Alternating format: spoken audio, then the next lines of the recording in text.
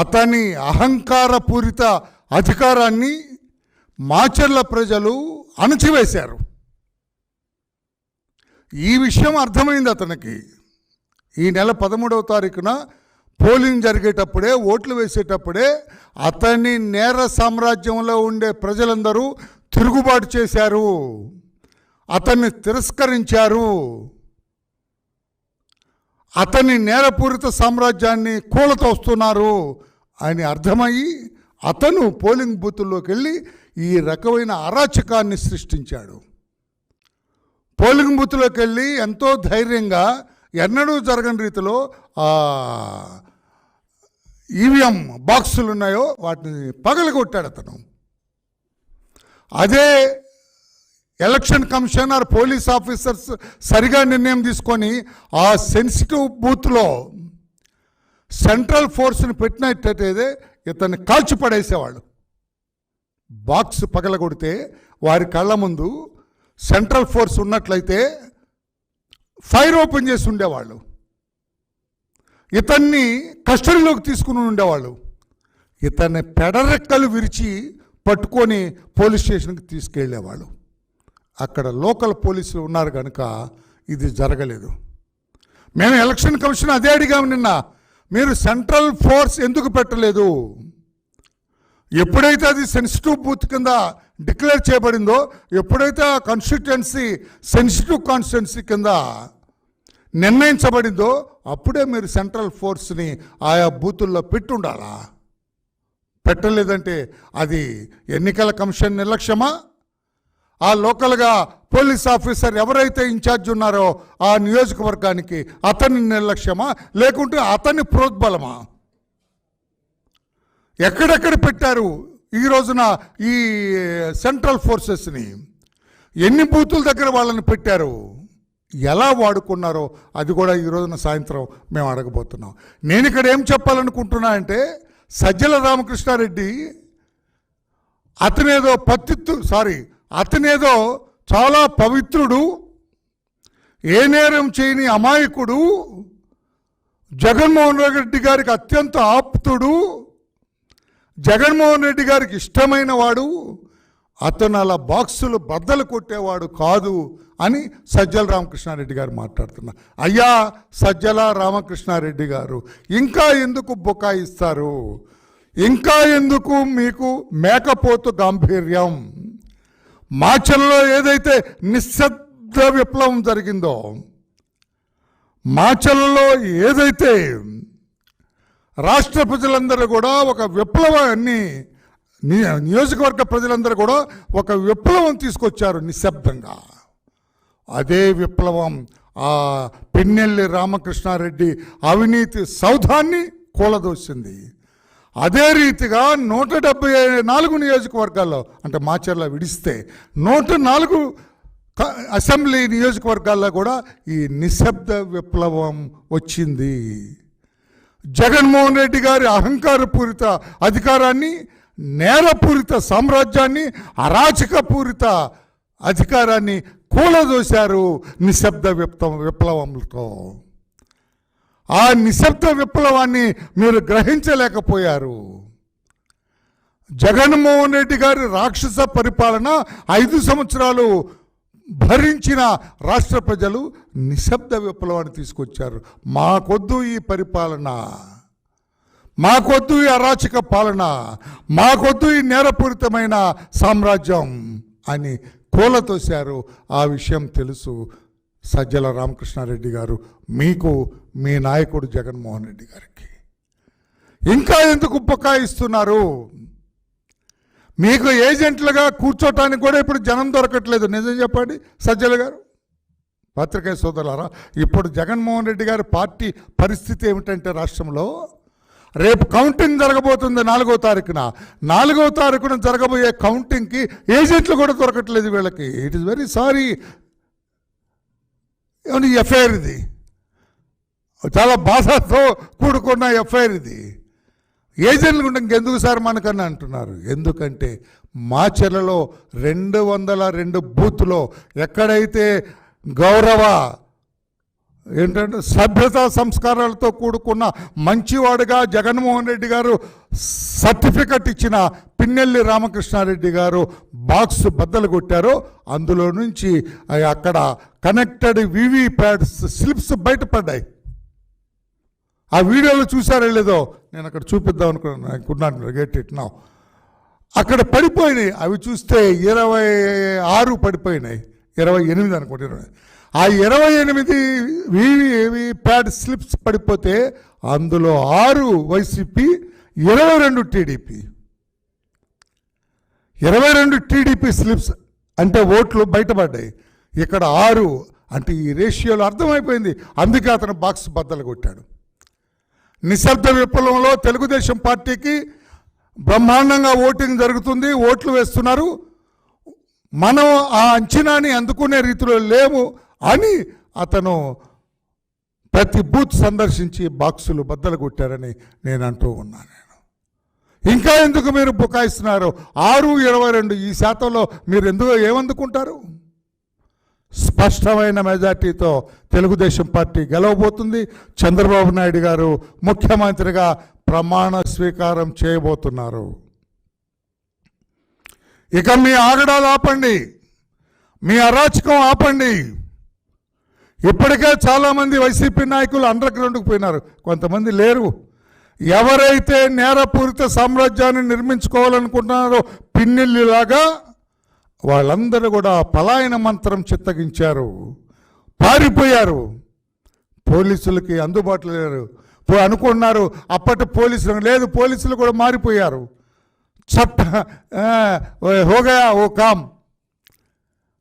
మీకు సహకరించే పోలీసులు ఈ రోజున చట్టబద్ధంగా నడుస్తూ ఉన్న సంగతి గ్రహించండి. పోలీసులు చట్టాన్ని వారు ఇప్పుడు అనుసరిస్తున్నారు. చట్టం చేతిలో బందీ అయినారు, వాళ్ళు చట్టబద్ధంగా నడుస్తున్నారు. గతంలోలాగా వైసీపీకి జై కొట్టే స్థితిలో రాష్ట్ర పోలీసులు లేరు అని చెప్పి కూడా నేను తెలియజేస్తున్నా. ఈ Sajjala Ramakrishna I don't know ఏమిటి అతని, నేను ఎవాల్యుయేట్ చేస్తున్నా అతని ఇంటెలిజెన్స్, అతని తెలివితేటలు ఏదని. తెలుగుదేశం పార్టీ బాక్సులు బద్దలు కొడితే లేకుంటే రిగ్గింగ్ చేస్తే రీపోలింగ్ అడగాలి కదా, అడగలేదుగా రీపోలింగ్ అని పచ్చి అబద్ధాలు మాట్లాడుతున్నాడు సజ్జల రామకృష్ణ అంటే ఒక అవగాహన రాహిత్యుడు. పత్రికా సోదరుల సజ్జల రామకృష్ణారెడ్డి అనే ఒక అవగాహన రాహిత్యుడు. This is the letter I have submitted to CEO, chief electoral officer Meena గారికి ఇచ్చిన లెటర్. ఎప్పుడు? 13వ తారీఖున సాయంత్రం. 13 అంటే పోలింగ్ రోజున. ఏమని ఇచ్చాము? ఈ polling బూత్ల్లో we therefore request the ECI to kindly order a fresh poll repolling in the said booths and deploy sufficient police forces for free and fair election. దీంట్లో 32 బూతులు, విజయవాడ 2 బూతులు, విజయవాడ వెస్ట్లో 2 బూతులు, మాచర్లలో 1, 2, 3, 4 బూతులు అడిగాం. సజ్జల రామకృష్ణారెడ్డి గారు మాచర్లలో 4 బూతులు అడిగాం. సత్తెనపల్లిలో 1, 2, 3, 4, 5, 6. ఆయన అంబటి రాంబాబు కోర్టుకు వెళ్ళారు, మేము ఈసీఐని సందర్శించాం 6 బూతుల్లో. దర్శిలో 1, 2, 3, 4, 5 బూతులు. ఒంగోలులో 1, 2, 3, 4, 5 బూతుల్లో. తిరుపతి కాన్స్టిట్యున్సీ శ్రీకాళహస్తిలో 1 బూతు, చిత్తూరులో 1 బూత్ అడిగాం, మదనపల్లిలో 1 బూత్ అడిగాం, అనంతపూర్ అర్బన్లో 1, 2, 3, 4, 5, 6, 7 బూతులు అడిగాము. పుట్టపర్తిలో 1, 2 మొత్తం 31 బూతుల్లో మేము రీపోలింగ్ అడిగితే రీపోలింగ్ అడగలేదుగా అంటే మా దొంగతనం చెల్లుబాటు అయింది అంటాడు ఆయన. అడిగాము mister Sajjala, this is the letter submitted by me with my signature.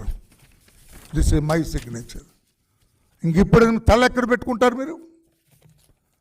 సిగ్గుతో తల ఎక్కడ పెట్టుకుంటారు మీరు అంటున్నా. ఎంతకాలం రాష్ట్రపతులను మోసం చేయగలరు? ఎంతకాలం ఈ అబద్ధాలతో బతకగలరు మీరు? అంటే ఓటమిని అంగీకరించరా? ఎట్లాగే అవగాహన లేకుండా బుద్ధి లేకుండా మాట్లాడేస్తుంటారా? This is the letter.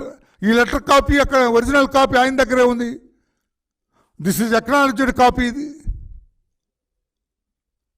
అందుకే జగన్మోహన్ రెడ్డి గారి కేల్ కథం, దుకాన్ బంద్. అందుకే తెలుసు ఆయన లండన్లో లండన్లో ఏదో పెద్ద ప్యాలెస్ కొన్నాడని విన్నా నేను. అది కూడా ఎంక్వైరీ చేయమన్నా. అంటే జగన్మోహన్ రెడ్డి గారి మకాం లండన్కు మారనుందా? We came to know, it is reliably learned that he has purchased a big palace at London. లండన్లో పెద్ద భవనం కొన్నారు జగన్మోహన్ రెడ్డి గారు అని తెలిసింది. ఆయనే చెప్పాలి పాపం. నేను ఆ భవనాన్ని చూడలేదు, ఆ ఫోటో కూడా ఇంకా నాకు రాలేదు. కానీ కొన్నారని మాత్రం సమాచారం వచ్చింది. ఇది నిజమా కదా? ఎందుకు కొన్నారు? మన దేశం రాష్ట్రంలో ఇన్ని భవనాలు ఆయనకుంటే why has selected a palace at London? అంటే ఇక్కడ ఓడిపోయిన తర్వాత ఈ పిట్ట ఎగిరి లండన్ ప్యాలెస్కి వెళ్తుందా, లండన్లో ఉంటుందా, లేకపోతే తాడేపల్లిలో ఉండి ప్రతిపక్షంగా వ్యవహరిస్తుందా? I don't think that he will be here. ఆయన ఇక్కడ ఉంటాడని నేను అనుకోవట్లా. ఓడిపోయిన మరుక్షణం ఈ పిట్ట ఎగిరిపోతుంది, లండన్ ప్యాలెస్లో వాలుతుందని నేను అనుకుంటున్నా. నేను చెప్పగలరా సజ్జల రామకృష్ణారెడ్డి గారు? ఓడిపోయిన తర్వాత ఆయన ఇక్కడే తాడేపల్లిలోనే ఉంటాడు, ఈ రాష్ట్ర ప్రజలకి ప్రతిపక్ష నేతగా ఆయన సేవలు అందిస్తాడు అని చెప్పగలరా మిస్టర్ సజ్జల రామకృష్ణారెడ్డి గారు? నేను అంటున్నా, ఆయన అక్కడే ఉంటాడు లండన్లో. ఎవరన్నా వైసీపీ నాయకులు ఏదైనా పని ఉంటే లండన్ వెళ్లాల్సిందే కాదు, ఆయన ఇక్కడికి రాడు అని చెప్పి కూడా వైసీపీ నాయకులకు తెలియజేస్తారు. చెప్పమనండి వాళ్ళనే. సజ్జల రామకృష్ణ ప్రెస్ మీట్, రామయ్య గారు ఏం మాట్లాడుతున్నారు? నన్ను లండన్లో సరదాగా ఉండటానికి ఎప్పుడో సంవత్సరానికి 1-2 రోజులు అక్కడ ఉంటాడు, అందుకే కొన్నాడు ఆ ప్యాలెస్. ఆయన ఇక్కడే తాడేపల్లి నుండి మీ చంద్రబాబు గారు ముఖ్యమంత్రిగా ఉంటే ఈయన ప్రతిపక్ష నాయకుడిగా ఉంటాడు, రాష్ట్ర ప్రజలకి సేవలు అందిస్తాడు అని చెప్పగలరా గుండెమే చేసుకొని? అందుకని రాష్ట్ర ప్రజలారా, ఇదంతా కూడా మీ అందరికి మరొక్కసారి నేను కృతజ్ఞతలు తెలియజేస్తున్నా. నిశ్శబ్ద విప్లవం. ఈ నిశ్శబ్ద విప్లవం రాష్ట్ర వ్యాప్తంగా జగన్మోహన్ రెడ్డి గారు నిర్మించుకున్న ఈ నేల సామ్రాజ్యాన్ని కూలదోసింది. ఈ నేల సామ్రాజ్యాన్ని భస్మీపట్నం చేసింది. ఈ నేల సామ్రాజ్యాన్ని అణచివేసింది ఈ జగన్మోహన్ రెడ్డి గారి వికృత పరిపాలనకు స్వస్తి పలికిందని చెప్పి కూడా నేను తెలియజేస్తున్నాను. ఎంతటి ఘోరాలు, ఎంతటి నేరాలు. ఏ వర్గం సంతోషంగా ఉన్నారు మీ పరిపాలనలో? Tell me one. ఎంత అరాచకం! ఇప్పుడు కూడా అరాచకం చేస్తారు కొంతమంది అధికారులు.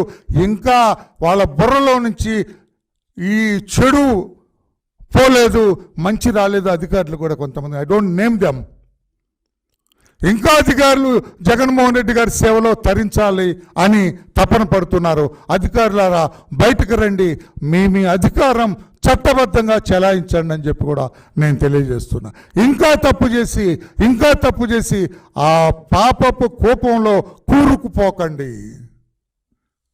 ఆ నేరపూరిత పరిపాలనకు మీరు అండగా నిలవకండి అని తెలియచేస్తూ, ఎందుకంటే ఎవరైనా తప్పు చేసిన వాళ్ళు ఎంతటి పెద్దటి వారైనా, ఎంత స్థాయిలో ఉన్నవారైనా తప్పించుకోలేరని మా అధినేత నా ద్వారా మీ అందరికి చెప్పమన్నారు.